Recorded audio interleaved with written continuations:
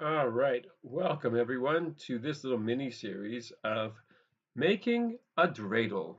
And we're going to make a dreidel and then we're going to texture it and we're going to even do a little tiny bit of animation and we're going to set up a little tiny scene with some lights and then we're even going to render it. So we're going to go actually through the whole 3D pipeline, but where each step is super simple just to get you to understand the whole process. And then when we go back and go into more detail in each step, you'll hopefully be able to put it into context better because you've seen the whole process. So here we go. Dreidel. I made it out of polygons. That's the title of this video. Okay, so this is what we're going to make, something like this. And I'm going to get rid of this. Oh, no, I won't get rid of it quite yet. First, since we're going to make this, we first have to look at it and try to analyze the shapes. So if I go and go to the front view here, great. So clearly a dreidel is pretty much a cube with a cylinder sticking out of it, but there's a little bit more to it than that, but not much. So if we look at the body, we have basically a cube, and like I said, on the top of the cube, there's a cylinder sticking out, which is obviously the handle that you dreidel with, that you spin it with. And the bottom, though, kind of is each face of the cube has a kind of a flat top, but a rounded bottom, and all four of these rounded bottoms kind of converge to this sort of pyramid shape on the bottom, like an inverted pyramid. So that's what we have to do, this kind of cube shape with this sort of circular bottom or semicircular bottom, all converge into this soft pyramid, and then put a cylinder on top. That's pretty much it. So how we're going to do that in this particular video, because I tried to do this a bunch of times, tried different methods, and the method I came up with, which I found to be the best, is pretty straight up. We're going to start off by making one plane, which pretty much looks like a square with a rounded bottom. Then we're going to make three other planes to make the whole box part, the cube part. We're going to fill the top and extrude out this extrude out this cylinder. And then we're pretty much going to sort of fill the bottom, sort of extrude it and then kind of glue it together at the tip. So you'll end up with, I'll show you the wireframe. Oh, I got to put back all my stuff. Pretty much that. Pretty straightforward. All right, let's make it. Get out of this. Let's start off by getting out of edit mode, go back to object mode, and I'm going to turn on my screencast keys because it's always very good to have that. Now we have that. I'm going to start off by adding a plane. Shift A, select a plane. Now when you add a plane in Blender, this is oriented like this. So we can see it's actually kind of facing like the top is facing the Z-axis. We got to rotate this thing 90 degrees and we got to rotate it on the X-axis. So I'm going to go back to the front view, R, X, 90, and now it's facing us. Great. I didn't actually need to go to the front view, but I just need to do R, X, and 90. Once again, R, X for X-axis rotation, 90. There, great, right, the perfect orientation. I press tab to go into edit mode. And now what I have to do is the top is fine, but I have to make this sort of curved bottom part.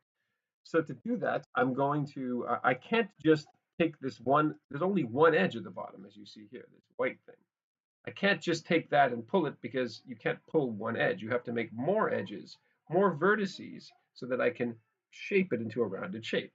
So what I'm going to do is I'm going to click one of these edges, the horizontal ones, and I'm going to press Control R, and I'm going to create a bunch of loop or edges that cut through, spans, what I call it. And I'm actually going to make 7 of them because I counted before. If I make 7 of them like this, I have 8 rectangles, and that's enough to make my curve. Now that I click this twice, the first time I click it, I can move it. The second time I accepted it.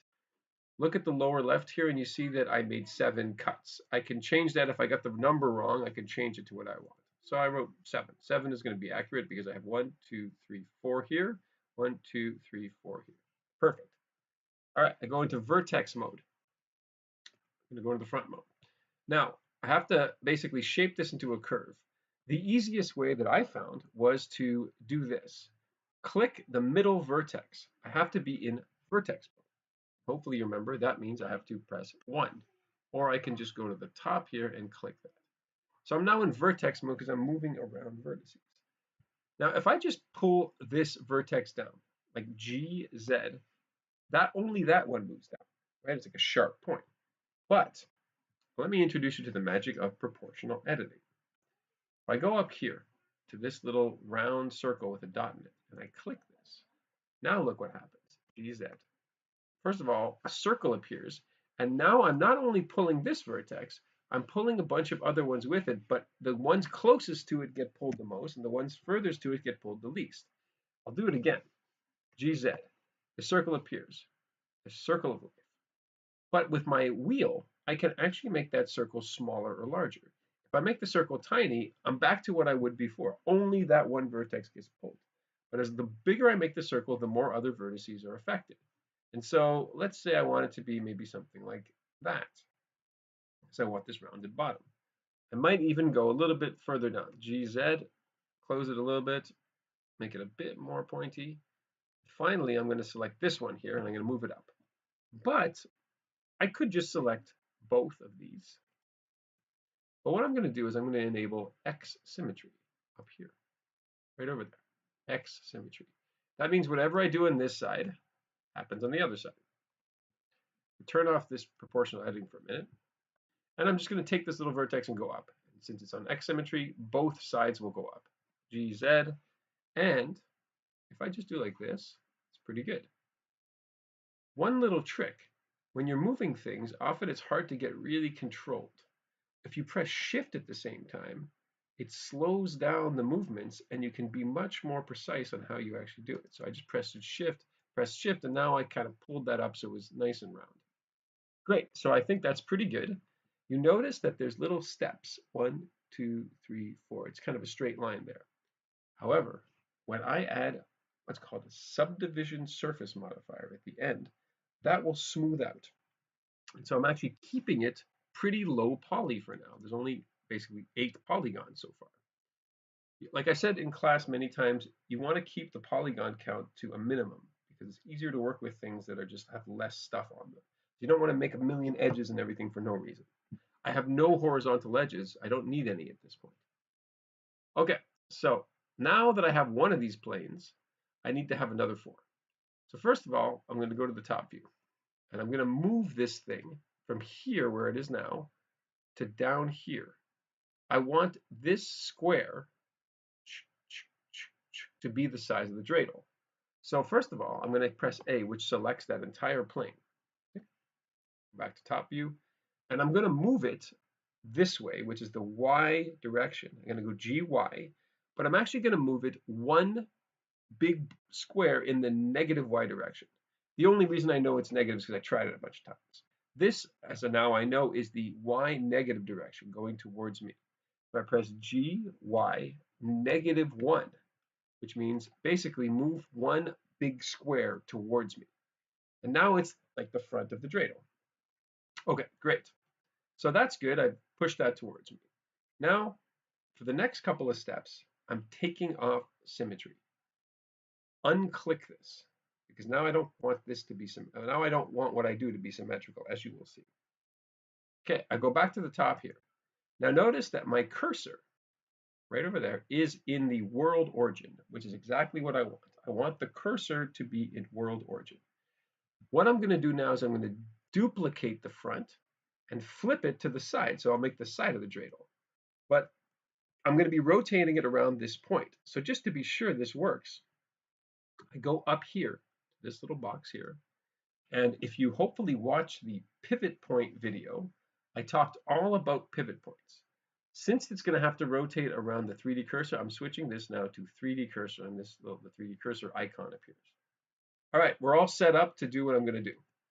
This thing is selected. I do Shift D, I pull out, I press Escape, it snaps back to where it was, and now I do rotate 90 degrees. And since it rotated around, since it was set to rotate around the cursor, it rotated fully that way.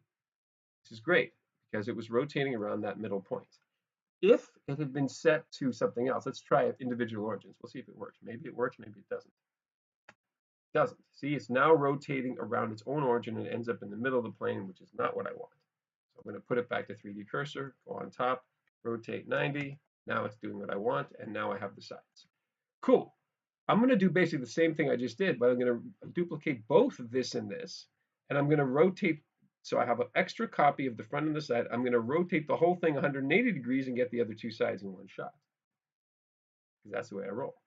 All right, so Shift D, pull it out like that, escape, rotate 180, and now it flips over. Now I have all four sides of my dreidel, and it was a lot easier for me to just model one side and duplicate it than it would be to model all sides at the same time.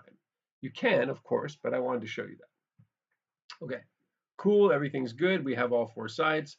Problem is that these sides here are not actually connected to one another. They're just sort of loose because I just copied them and stuck them there. They're not glued together. And to demonstrate this, if I go into face mode by pressing 3 or going over here, and I hover over a face, we know this was like one separate piece because we just duplicated this piece. If I press L and move it, it just detaches completely. Now I don't want that because it's going to cause problems later on. I want all of these to be basically glued together. So each of these corner points here, if I look at this, let's go to that. Each of these corner points has two vertices on top of each other for no reason. I want to merge all the overlapping vertices together. All right, so let me do that. Zoom out a little bit. To do that, to merge overlapping vertices, I did a video about that, but in case you haven't watched it, here's how you do it. I'm going to press A, that selects the entire model. Now I'm going to go press M. This gives me the merging menu. I'm going to merge these by distance, and it gives a very, very small distance, but that's okay because these things are actually touching each other. I click that, I have removed 8 vertices, which means I've removed one of all the overlapping pairs, so now the whole thing is glued together. And that's great. Now everything's going to work properly. Okay, next step. Before closing the top and doing the bottom, there's one thing I want to do. The sides of this dreidel, if I go to object mode, are super sharp. They're like 90 degrees. Nothing in the real world will ever look that sharp, and it will give us some weird results. So what I'm going to do is bevel all four sides. To do that this time, just for the sake of easiness, I'm just going to click on all these edges, hold shift, click the next one, hold shift, click the next one, hold shift, click the next one. So now all four of the corners are selected, and I'm going to do Control B, pull it and pull it. I press shift now so I can kind of control this, and just pull it kind of something like that, I guess, where it's about, that's pretty good, about the same thickness as this plane, maybe a little bit bigger. I'll do it actually again. Control B, pull it out. Yeah, all right, that's fine. Good. And if I go into tab mode, you see that now the sides have been beveled. Okay, now I'll close up the top. Press 2 to get into edge mode. Shift, sorry, not shift. Alt, click on the top edge loop. Alt, click. Then I'm going to fill this. I'm going to basically create an edge loop or a row of faces inside of this edge loop. To do this, first of all, I have to take this off of the cursor. Notice that the pivot point thing was on the cursor. So I'm going to show you what happens if I don't take it off the cursor. The cursor is in the middle of the box, right? Right now, I'm going to do this. ES. However, when I scale it, it's pulling those faces towards the cursor, towards the middle of the box. I want this to be flat, so that does not work. What I want is, when I do the scaling, I want it to be on the individual origins of the vertices, and then it's going to work. So now that it's on individual vertices, I'm going to do this again. E for extrude, S for scale, and I pull it in like that. And now it's completely flat, which is great. Now, basically, this square here is going to become a circle, and that's going to become the stem of the dreidel. And I'll kind of make it a bit smaller, so I sort of see, all right, I guess it looks something like that. Problem is, it's a square. It's not a circle. How do you go from a square to the circle? Right-click, and since we've installed loop tools, if you haven't installed loop tools, go find the video on add-ons and extensions. Select circle, and now it is a circle. And now I'm going to press E, Z, and I'm going to extrude up the little dreidel stem. So it looked a little bit big. GZ. It looked a little bit like it's too wide, you know. Maybe the height's good, the vertical height's good, but the whole thing is too wide. So I want to shrink this entire thing, but not make it less tall. To do this, that one's already selected. I'm going to go down to this edge loop here.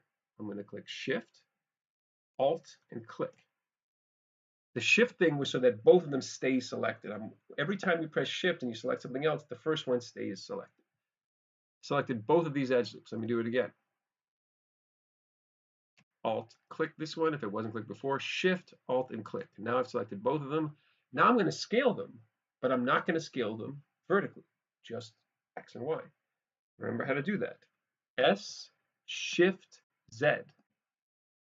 Now I'm scaling it, maybe it's probably pretty good. Notice it did not scale vertically because I didn't want it to scale vertically because I pressed Shift Z. All right, that's pretty good. Now I got to close the top. I just want to just select just this one. So the bottom was selected too. And do it exactly what I did before. ES, close it up a little bit. ES again, close it up mostly. Now, how do you actually close this completely so it's just one vertex? It's kind of a hole. I could keep doing this and scale, getting smaller and smaller, but it's still never going to stick them together. Here's how you do it. You use the merge function like before. M, but now merge at center. And all those vertices are glued together in the center of the cylinder. Great, we're cooking with steam here. We got the stem, we got the box here. Now for the bottom part, which is kind of the pyramid. So I'm going to do Alt and click the bottom edge here. Pretty much what I'm going to do is make it like, you know, like as if you're wrapping a present and you have the excess paper on the top and you kind of make it and fold it like that. That's kind of what I'm doing. I have to make this sort of join at the bottom. First thing I'm going to do is I'm going to press E and Z and pull this whole thing out so I have sort of extra material to work with. Now that that's pulled out, I want to actually flatten this whole wavy bottom part. I want to flatten it and make it perfectly straight. That would mean that I need to flatten it along the Z axis, right? To do that, it's a great trick to flatten things. Decide which axis you need to flatten it on. In this case, I need to flatten it vertically. That's the Z axis. Scale Z 0. That 0 means put all of the vertices at exactly the same area, at the same location. So now they're completely flat. So now I have a nice flat bottom. Cool. Now I just have to do this, scale. And I'm scaling it in like that. Oh, not that much. All right, so far it's pretty good. Problem is that it's a square again, and I actually want to make this bottom part sort of a rounded point. So I'll do exactly what I did before. Right click, loop tools, circle. Now it makes it a circle. And I will do another extrude and scale. This time I'm going to take this one and move it down a little bit. GZ. So it's kind of like a bit of a point. And I'll do the same thing one more time. ES. Move this down a tiny little bit. Hold on. And then close that thing. M, merge at center. Okay, it's pretty good, but I think I need to smooth it down a little bit. To smooth stuff, what I'm going to do is I'm going to, first of all, go back to edge mode, 2. Alt, and click on this edge loop here. And I'm going to smooth this bottom, just this bottom part here. Actually, I changed my mind. What I'm going to do is this. I'm going to select this face loop, the whole big loop of faces. To do that, I'm going to go to face mode, find a edge like that, and click like that. Now I've selected those faces. Let me show you another great trick. In Blender, when you want to extend the selection, make it bigger, I do Control, number pad plus, and that expands the selection. I don't really want to do that whole schmack. I just want to do the bottom part. So now I've selected these two kind of face loops. I'm going to go to vertex. Oh, zooming a bit too fast here. Go up to vertex and smooth the vertices. This is a little bit too much smoothing, so I don't need quite that much. And that's probably okay. All right. So far, you can see that it looks sort of faceted. I see schlack, schlack, schlack. Here's how you make an object not look like it's made out of a bunch of polygons. It's how you actually choose the shading. If I right click right now, the object is now shaded flat, meaning I can see every single face, right? Right click again, here's a couple options. Shade smooth. Well, shade smooth is great a lot of the time, except for you see that it looks kind of like a shapeless blob right now. That's not really a good choice because we still want these edges to be sort of sharp. I'm going to go for shade auto smooth. Much better. Right? A couple of more things we're going to do before we're calling the modeling done here. We're going to bevel a couple of things. All right, let's go back to here. Just in the same way that the side edges look too sharp, these edges, these, and these all look way too sharp. I'm going to go into edge mode, 2. I'm going to alt-click all of these edges, the one at the bottom of the cylinder, the one at the top of the cylinder, the one there, and maybe even this one. I'm going to bevel all of them at the same time. Control B, pull them out a little bit, and I might even add one more edge loop in there. Let's see how that looks. That's a little bit nicer. Now, let's see. Did I bevel all of this? Well, let's see. You notice that the top part here looks a little weird too. I'm going to show you another great trick. It's pretty much what I showed you before. Let me select this entire face loop. And I'm going to flatten it in the same way we did the bottom part. SZ0. Did it do anything? Absolutely not. Oh, that's why, because I have this on. All right, let me get rid of that for a second. And I'm going to add, the last thing I'm going to do is add what's called a subsurface, not a subsurface, a subdivision surface modifier. Let me slow down. I'm going a little bit too fast. Here you have a menu of various options. I'm going to go to this wrench. The wrench is the modifier tab. If I go add modifiers, search, and go to subdivision surface, it just smoothed everything out and it looks absolutely beautiful. So we now have a nice dreidel, which is smooth. It is set to smooth it at 1 level. Let's keep it like that for now. And let's go just take a look once again at the model so we can kind of just see what's going on under the hood.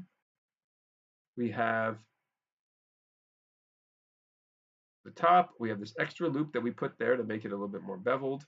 We have the top there, we have this and this, we have this and this, and as a model, it's pretty good.